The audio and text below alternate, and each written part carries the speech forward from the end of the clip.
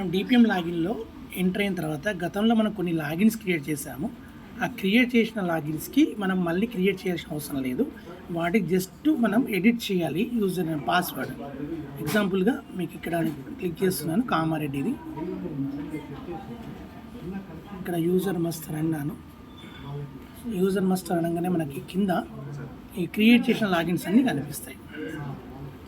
కొన్ని డబ్బులు కూడా ఉన్నాయి ఇందులో. ఏవైతే మీరు యూజ్ చేస్తామనుకుంటున్నారో ఆ లాగిన్స్ మాత్రమే మీరు చేయండి.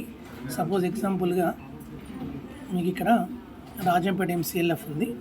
రాజంపేట ఎంసీఎల్ఎఫ్కి వెళ్ళి ఇక్కడ ఎడిట్ అన్నాను. ఎడిట్ అనగానే ఇక్కడ మనకి ఇలా స్క్రీన్ ఓపెన్ అవుతుంది. ఓపెన్ అయిన తర్వాత ఇక్కడ రీసెట్ పాస్వర్డ్ అని ఉంటుంది.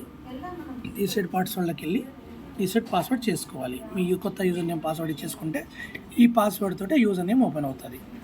దయచేసి అందరూ ఇది గమనించండి. జస్ట్ మీకు మళ్ళీ ఒకసారి చెప్తాను.